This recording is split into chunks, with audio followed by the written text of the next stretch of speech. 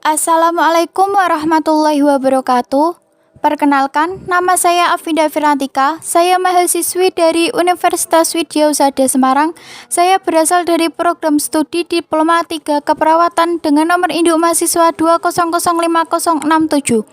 Pada kesempatan kali ini, untuk memenuhi tugas mata kuliah komunikasi dengan dosen pengampu Ibu Heni Prasetyorini Magister Keperawatan Nurse, saya akan menampilkan sebuah role play, yaitu tentang komunikasi terapeutik pada perawat dan masyarakat. Pagi itu, di Desa Protomulyo, Kaliwungu Selatan, Kabupaten Kendal, tepatnya tanggal 25 November 2020, diadakan sebuah penyuluhan tentang demam berdarah. Kebetulan yang memberi penyuluhan adalah mahasiswa dari Keperawatan Widya Husada Semarang. Assalamualaikum, selamat pagi ibu-ibu.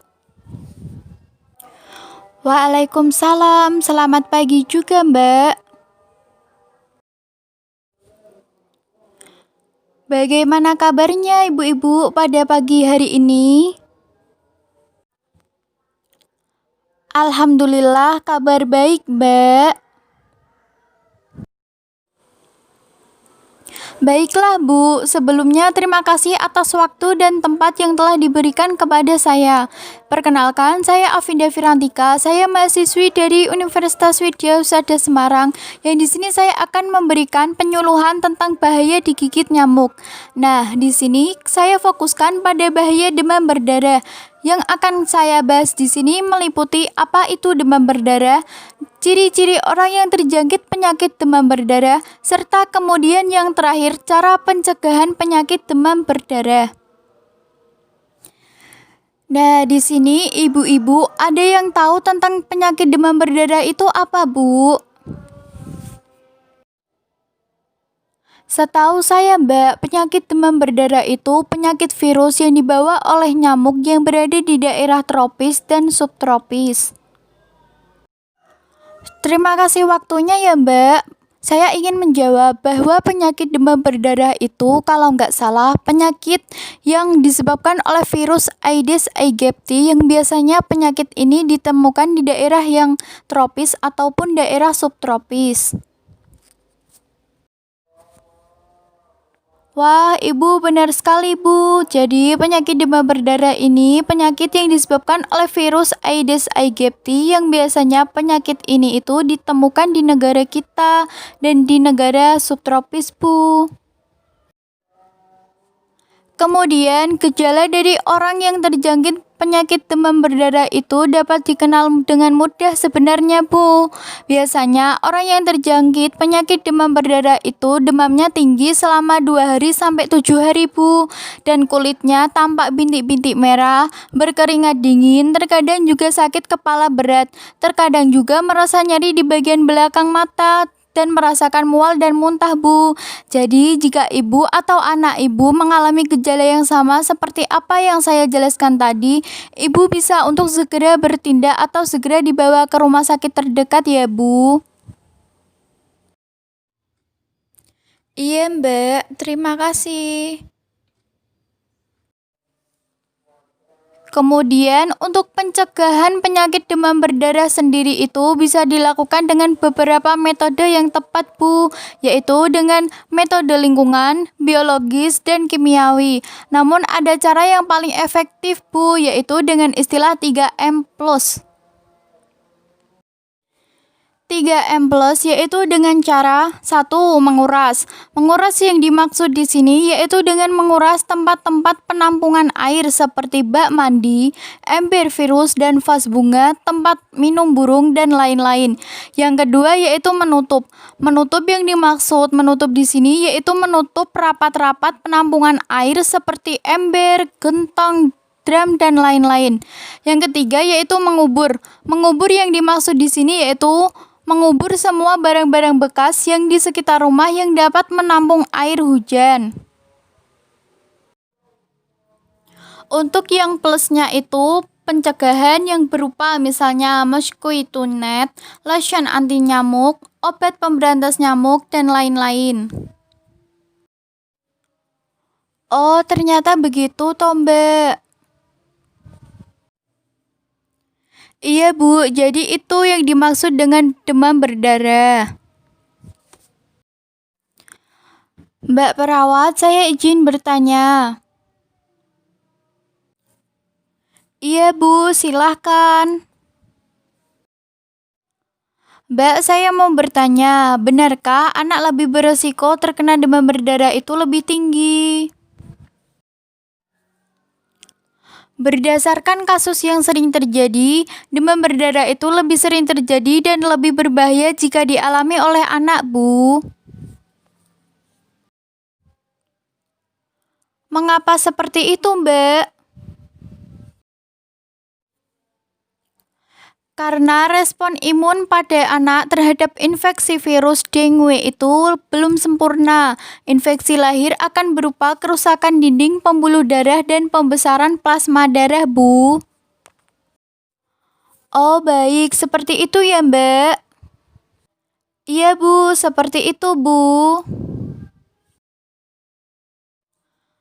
Mbak, saya mau bertanya, apakah benar jambu merah atau madu kurma bisa menaikkan trombosit?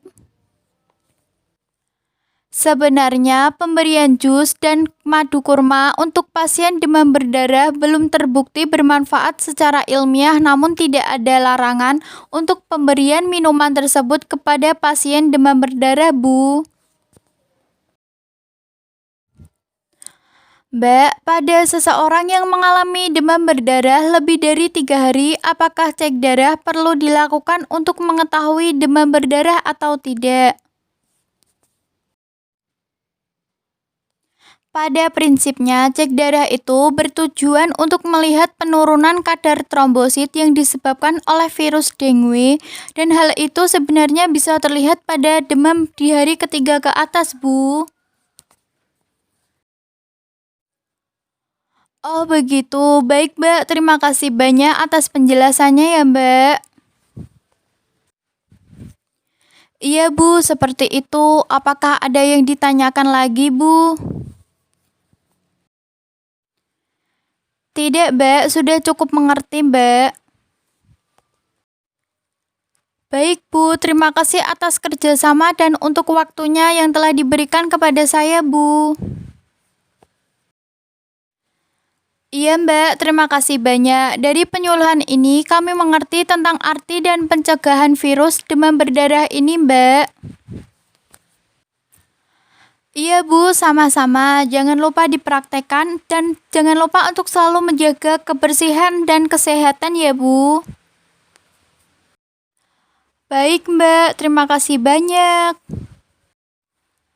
Iya Bu, sama-sama. Saya permisi ya Bu. Assalamualaikum. Waalaikumsalam, hati-hati Mbak. Iya Bu, saya permisi dulu Bu. Selanjutnya adalah evaluasi hasil akhir. Bila seseorang terserang demam berdarah, bila kondisi demam tidak membaik selama 4 hari dan tubuh semakin lemah, dalam fase ini disebut dengan fase kritis. Untuk menegakkan diagnosa demam berdarah, pemeriksaan darah di laboratorium harus dilakukan. Jangan dibiarkan nanti penderita akan mengalami komplikasi demam berdarah yang berbahaya bagi kesehatan seperti kebocoran pembuluh darah yang berujung pada pendarahan hebat, kerusakan organ, hingga kematian. Selanjutnya yaitu cara pencegahan demam berdarah.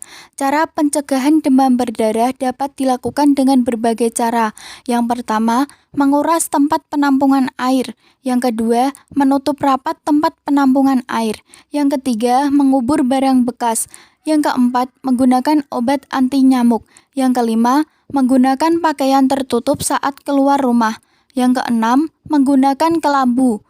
Yang ketujuh, meletakkan tanaman pengusir anti nyamuk di dalam rumah. Yang kedelapan, menghentikan kebiasaan menggantung pakaian. Saya akan membacakan kesimpulan pada video roleplay yang saya buat ini. Kesimpulannya yaitu, demam berdarah adalah penyakit virus yang dibawa oleh nyamuk yang terjadi di daerah tropis dan subtropis. Orang yang terinfeksi virus ini untuk kedua kalinya memiliki resiko jauh lebih besar terserang penyakit parah. Gejalanya adalah demam, ruam, serta nyeri otot dan sendi. Pada kasus yang parah terjadi pendarahan hebat dan shock yang dapat membahayakan nyawa.